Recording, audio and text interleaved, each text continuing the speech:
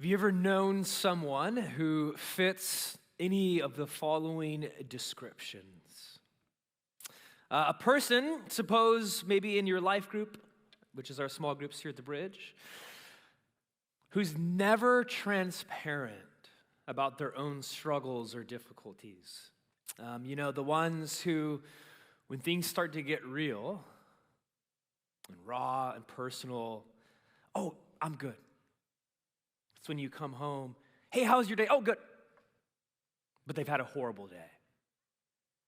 How about the prototypical servant who volunteers tirelessly, like in 4 different ministries, but they never take any personal time to take care of him or herself?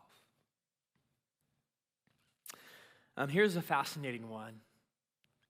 The prayer warrior who prays for everyone all the time, but never asks for prayer for their own personal needs. The leader who interprets a mere suggestion as a personal attack and rejection and responds defensively and insecurely. How about the high control follower of Jesus who cannot tolerate different points of view? How about a dynamic, gifted public leader or speaker who appears put together on stage and then at home is an unloving husband or wife, father or mother? What about someone who's memorized books and books of the Bible and can spit Bible knowledge at you, but everyone knows them as cold, unloving, and judgmental? And we'll just do one more. How about the person who prays and fasts every week as a spiritual discipline, but is constantly critical of others, justifying it in the name of discernment? Do you know anyone like this? Perhaps the far more haunting question is that you? How's that for a welcome to the Bridge? These are the types of descriptions and questions that Pete Cesaro, now a retired pastor, author, well-known out of Queens in New York City, he talks about this in his book, Emotionally Healthy Church. It's a well-known book. It's exploded. People across the globe, multiple languages have taken through it. And it's what we are going to be journeying through now for the next 8 weeks, the next 2 months, all of February and March.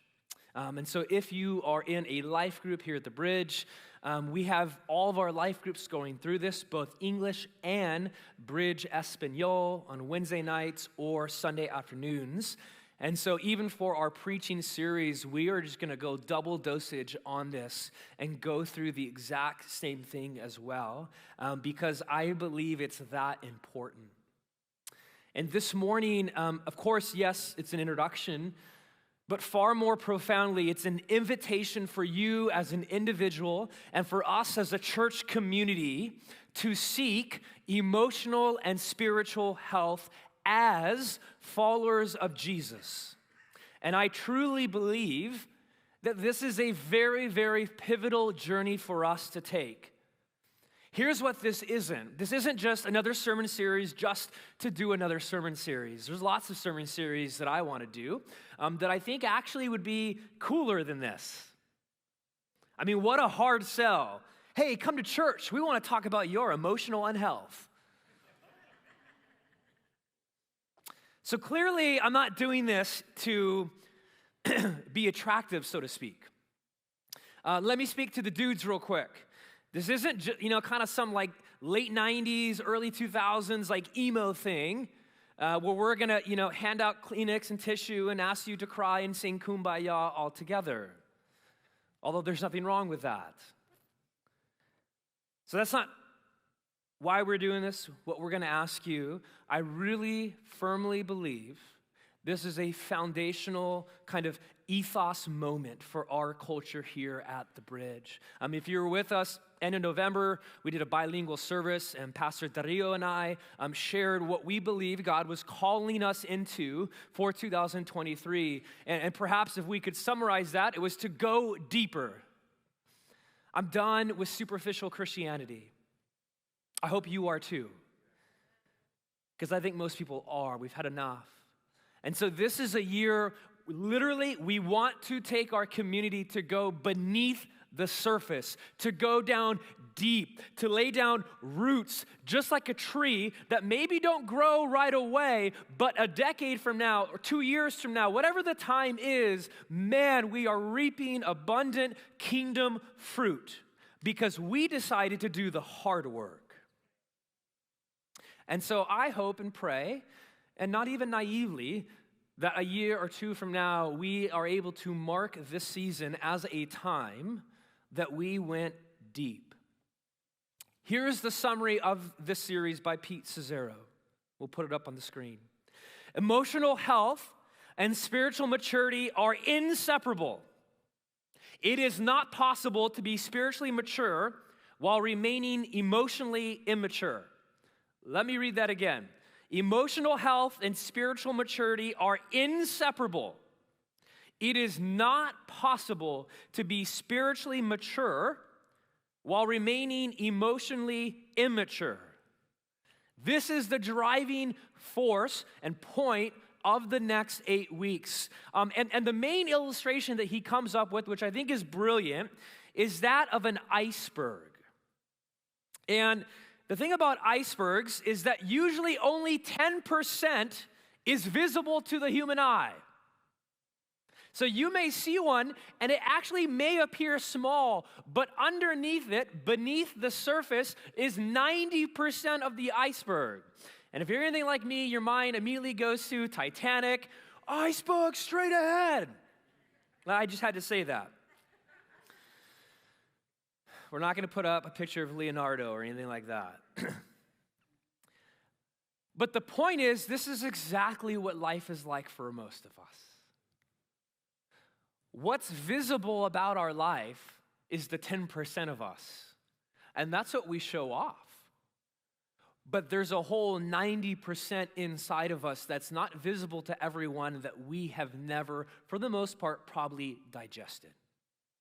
So on the surface, the 10% that's available, we attend church. We're good people. We don't do drugs and alcohol. We're not living sexually promiscuous lives. We appear to be doing great. We're church people.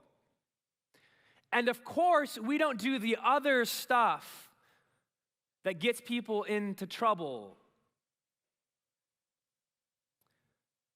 But we just stuff our bad stuff down. And the problem is we remain unchanged and not transformed by Jesus. And we don't deal with our problems because they're not visible to anyone else. Here's a haunting quote from a member of Scazzero's church in Queens. He says, "I was a Christian for 22 years. But instead of being a 22-year-old Christian, I was a 1-year-old Christian 22 times. I just kept doing the same thing over and over and over again."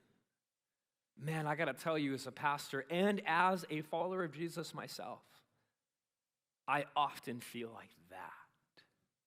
Oh, I've been following Jesus for decades, and I'm still struggling with the same stuff. This is the emotional unhealth that we are talking about. Now, the question becomes this: how and why have we gotten into this emotional unhealth? What is our cultural moment that has disconnected our spirituality, our faith, from our emotions? Why are these two at odds? Why is one visible and why isn't one? What has happened to our culture? And I think there's lots of things that go into this, but I think perhaps a primary one is this. For some reason, we've bought into this subtle message that has filtered into our churches that to be human, to be emotional, is somehow sinful or less than spiritual or not as important as our spiritual life. Our emotions, oh, you can't trust them, don't deal with them. What really matters is that you're just doing the spiritual stuff. And so most people, if you ask, oh, hey, what does it mean to follow Jesus? They'll just list off a bunch of spiritual stuff. Oh, well, following Jesus is about praying. It's about tithing. It's about singing. It's about serving. It's about reading your Bible. And those are all great, necessary things. But then it's also about, okay, well, don't watch porn. Don't get drunk. Don't go to parties. All this other stuff, which again, yeah, it's good. Don't do those things. The problem with that kind of mindset is that it just focuses on what we call your faith, your spirituality, and it has remained disconnected from your emotional life.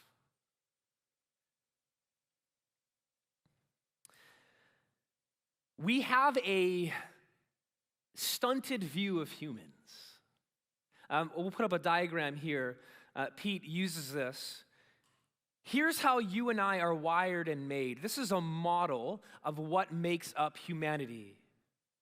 We are not just spiritual creatures. You are social. It's impossible to not be social. You live and interact with other human beings in a neighborhood, in a workforce, at a school, whatever, with other people. You are social. You are intellectual. You are spiritual. We talked about that one. You are physical. We are physical creatures. Your bodies matter, and what you do with them matters.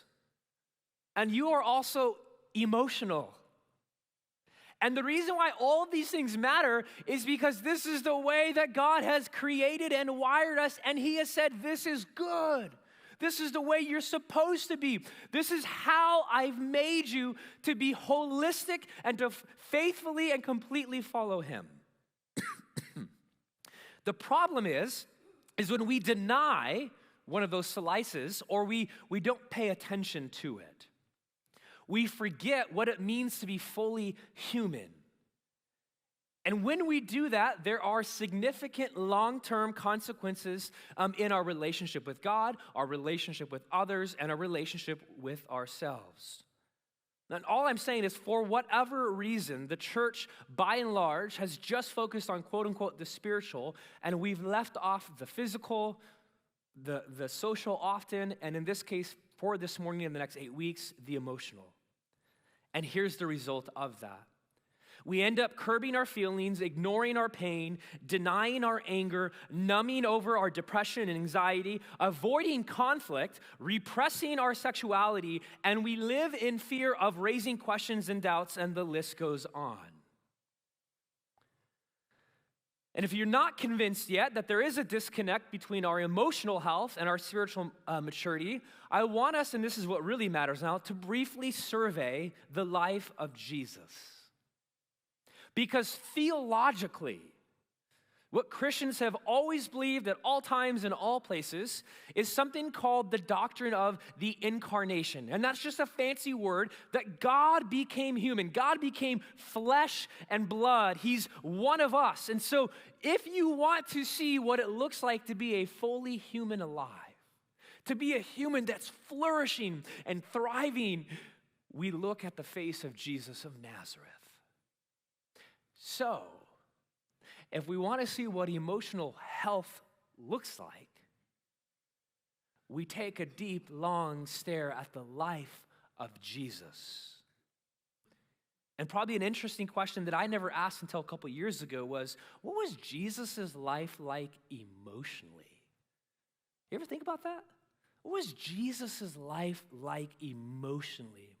So here's what we're going to do. We're going to quickly blaze through some verses to get a picture of Jesus' emotional maturity. Because if there was ever someone who was emotionally healthy and emotionally mature, it was Jesus of Nazareth.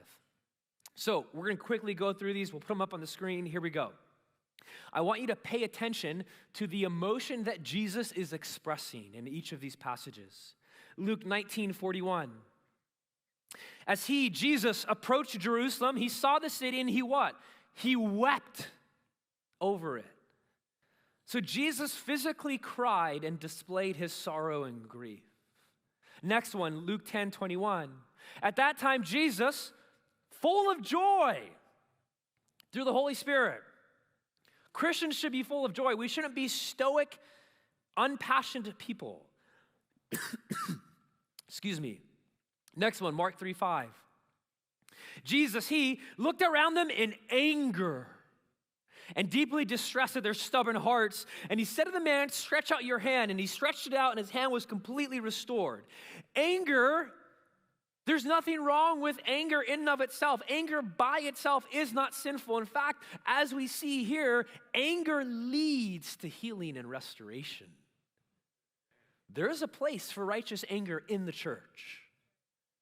I think we've tamed the Son of Man. Jesus, next one, Matthew 26:37. He took Peter and the two sons of Zebedee along with him, and he began to be sorrowful and troubled. Jesus was troubled. You could say God was troubled. Next one, Luke 7:13. When the Lord saw her, his heart went out to her. Said, don't cry. Jesus shows a heart of compassion. Next one. And by the way, if you're looking to start memorizing the Bible, John 11:35 is where you should start. Jesus wept. But how profound is that? The shortest verse in the Bible is Jesus wept.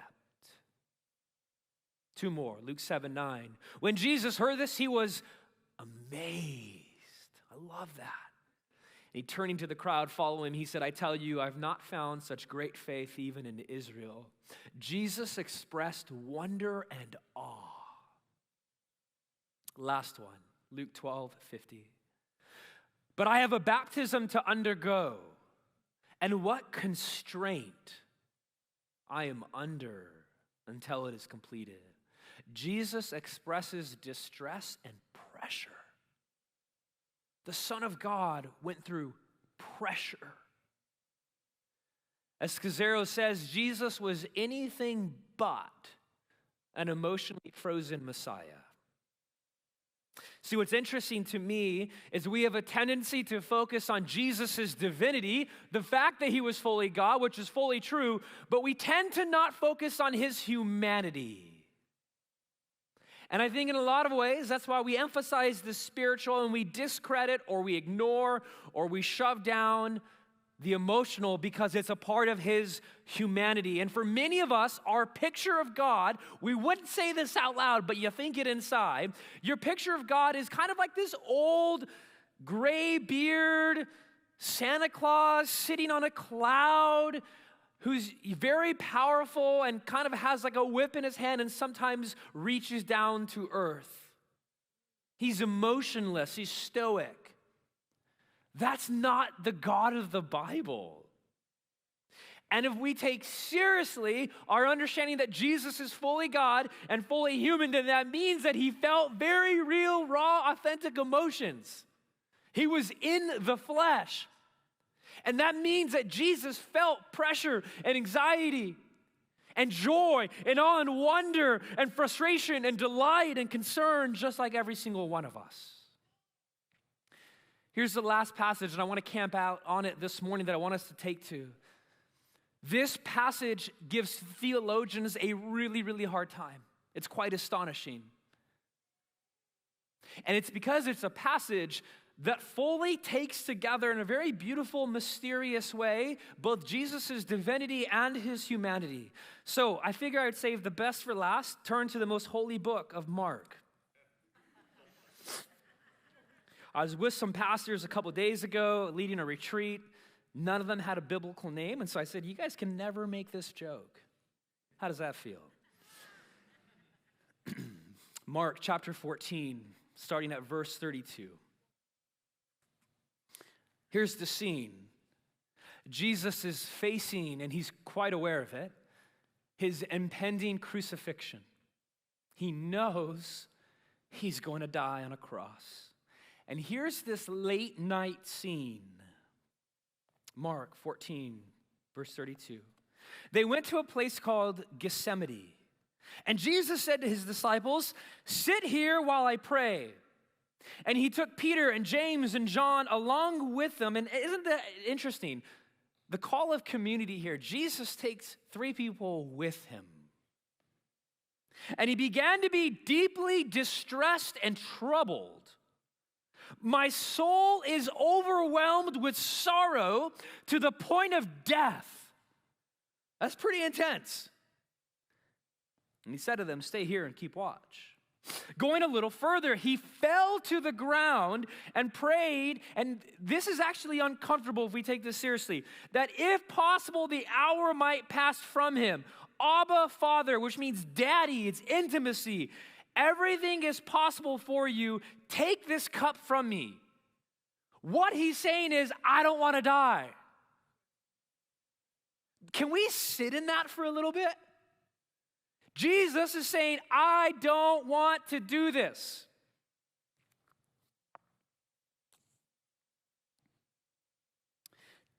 Yet not what I will, but what you will. Yet not what I will, but what you will. Jesus here lays his life and his emotions completely open and bare at the darkest time in the history of humanity. And he is full of sorrow and vulnerability and anxiety. Jesus enters the deepest place of pain, and he's honest about it. And not only honest, but he brings his emotions to the Father, to himself, and to his disciples. Here's what you have to know about this passage. No hero in the ancient first century died like this. It was unheard of. You went out with confidence and boldness. You're a hero. So check this out. Socrates, you've probably heard of him. Socrates, he knew he was going to die. And here's how Socrates went out.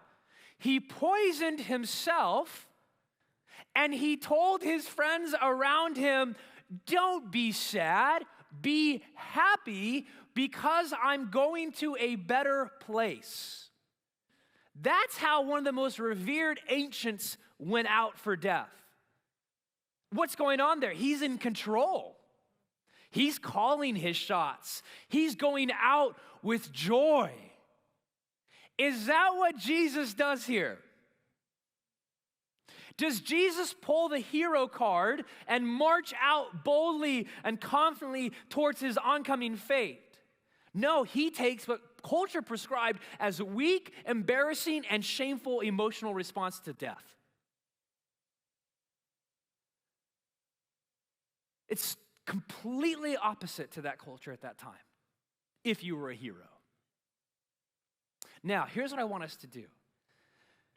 I want us to take this scene of Jesus and run it through 3 different cultural paradigms of how we deal with our emotions today. And I'm taking these 3 from a pastor named John Mark Comer. I think these are brilliant. And as I do this, here's the practical part. Here's what I want you to do. I want you to ask yourself, which one of these 3 paradigms of how you deal with your emotions do you identify with? Which one resonates with you? Which one is you? And it's okay. So here's the first one. The first one comes, by and large, kind of like from Eastern mysticism or religion. Buddhism would be a great example. And what Buddhism and many other forms of this do with emotions is they say to detach yourself from your emotions. Remove yourself. Get away from them. Become stoic. Become indifferent. Shove your emotions down. Why? Because emotions will lead to pain and suffering and unfulfillment, and you will no longer actually be able to delight in things because there's always pain in life. So detach yourself from them. This is what something like Buddhism teaches, to suppress. Another way of putting this would be to believe fact over feeling. You hear people say that, believe fact over feeling. Now the question is, in this passage, is Jesus stoic? Does Jesus detach himself from his emotions? Does Jesus just say, he could have said this, you know what, I'm going to rise 3 days from now, I'm believing fact over feeling. That's why this passage is so hard to understand, because Jesus is in a tension. Do you detach yourself from your emotions? Oh, fact over feeling. Let me remove, I don't want to get myself hurt. Second option. This is what a lot of modern Western secularism does, and it's the second one. It's a little bit different from detaching from your emotions. This one is escape from your emotions. Escape. Here's what I mean. Much of modern secularism says that emotions are real. You have to deal with them. They're not bad, but we don't really have an answer as to how to solve them. We don't really know a method to transform your emotions. And so the way to get out of them, or the way to fix them, is to escape from them, is to run from them. What does this look like? Well, let me plug in modern examples to Jesus. Did Jesus, and sorry if this sounds crass, but it will make the point. Did Jesus numb out by drinking a couple Michelob Ultras, a couple tequila shots, a bottle of Merlot, so that he could numb and escape and run from his emotions? No, obviously, duh, right? Did Jesus binge watch Netflix so that he could escape from his emotions? Did Jesus go to Victoria Gardens to go on a shopping spree so that he could escape from what he was feeling? Come on now. That was some good commentary right there. Yeah, did Jesus just eat a bunch of C's candy, or my favorite, chips and guac? You ever sit down and you go through that whole bag? You're numbing out. You are escaping and running from what you are feeling. In this paradigm, the question is, do you escape and run from your emotions by drinking, shopping, eating, watching TV, or I might even add this one, exercising? I think for some people, exercising is an escape from what they're dealing with. Thirdly and lastly, this is the one that's going to get us here. Because the third way to deal with emotions is usually the Christian way. And that is, fake it till you make it, baby. Fake it till you make it. We laugh, but I would argue that that's probably the biggest one in this room right now. Christians, we are so good at faking. What do I mean? You may be having a horrible day, in some crazy pain, and you're tempted to believe, oh, I just need to put on the joy of the Lord. I just need to put on that fake smile, and I'll walk into church, and I'll have my Bible, my Jesus Calling devotional book, and oh, how you do? Oh, I'm doing so good. Man, I'm just really believing in Jesus right now. The joy of the Lord is upon me. No, that's not what's going on in your life. We fake it because we believe that we have to put on this facade. Sometimes we believe that we have to be happy in Jesus and act like we're happy even though life really stinks. And there's a lot of nuance to that. Joy is finding content in Jesus even when you're in the fire, and it doesn't mean that you need to put a fake smile on. But we are so good at that. And this is why you get people who abuse and over-cliche passages like Jeremiah 29:11 or Romans 8:28. life may be bad. But God's going to prosper me. He's going to work this one all together for good. He has plans to prosper me, hope for a future. Now, those verses are true. I'm not saying they're not, obviously, but what I'm saying is you actually use that to mask and cover the brokenness that you're dealing with, and you do it in the name of spirituality. Do you do that? Did Jesus do that? Jesus didn't quote Jeremiah 29:11. Now, Romans 8:28 wasn't written yet. But what's interesting is that on the cross, Jesus quotes from a psalm of lament. Father, why have you forsaken me? That is an emotional cry of distress and suffering. That is not a fake joy in the Lord. What's all three of those paradigms have in common is this. They all run away from the emotional life. Do you run away from your emotions? C.S. Lewis famously said this: God whispers to us in our pleasures. He speaks in our conscience, but he shouts in our pain. It is his megaphone to rouse a deaf world. What if painful emotions, the ones that are uncomfortable and not pleasurable, are actually an invitation from God to go deeper and to be transformed by the love of Jesus Christ? What if the place of death is the place of resurrection? What if we emulate Jesus in saying, take this cup from me, but not my will, but your will be done? Dan Allender and Tremper Longman III, which is a fantastic name. Name my son Tremper Longman III. Anyways, in their book, The Cry of the Soul, they write this: ignoring our emotions is turning our back on reality. Listening to our emotions ushers us into reality. And reality is where we meet God. Emotions are the language of the soul. They are the cry that gives the heart a voice. However, we often turn a deaf ear. Through emotional denial, distortion, or disengagement, we strain out anything disturbing in order to gain tenuous control of our inner world. We are frightened and ashamed of what leaks into our consciousness.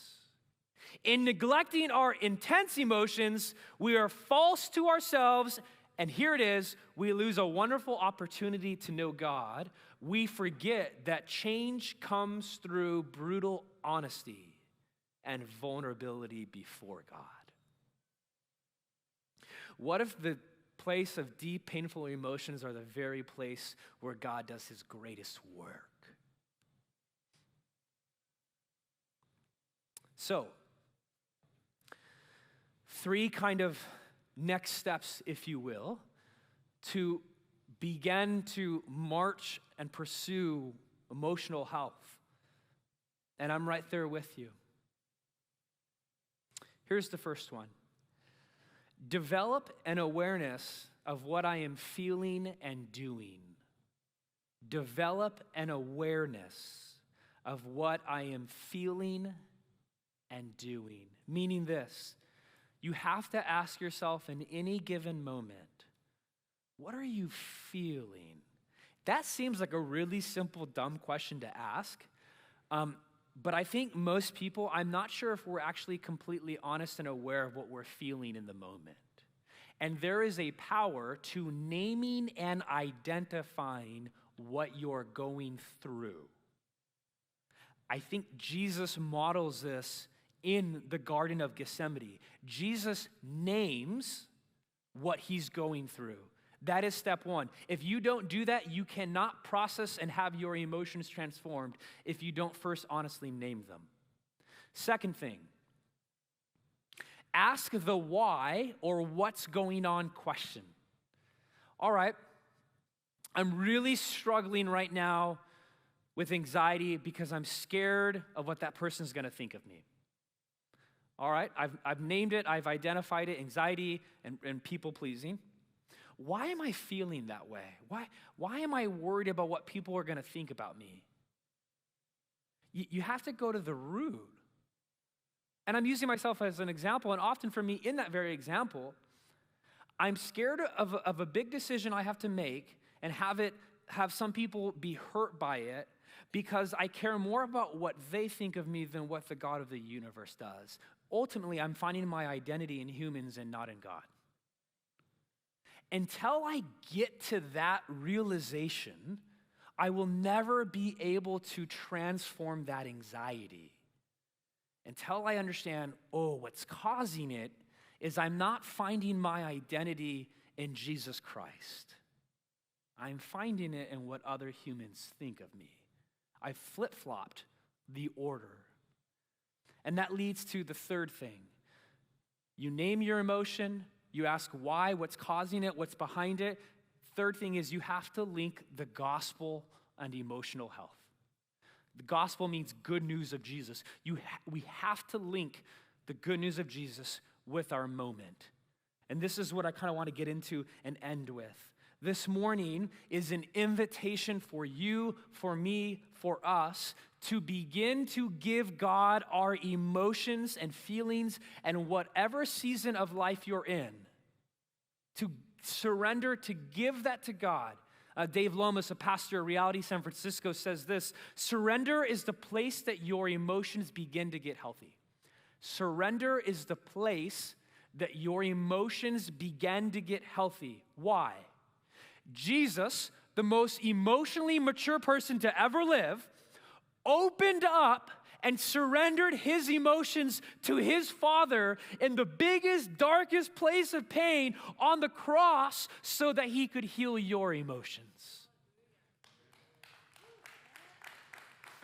Jesus surrendered his emotions in the biggest place of pain so that your emotions could also be surrendered, and not just surrendered, but healed and transformed and matured. The question is, will you let him?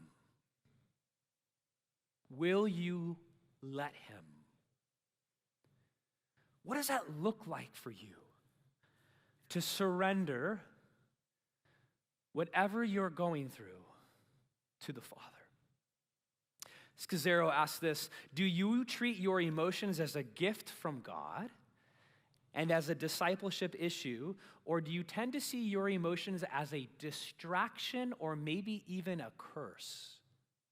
What if every time that we experience anxiety and pressure, concern, whatever your thing is, and you guys know my story, I've been very open about it, anxiety and people-pleasing, what if that is actually an invitation for God, for him to actually make me stronger and more crafted into the image of his Son?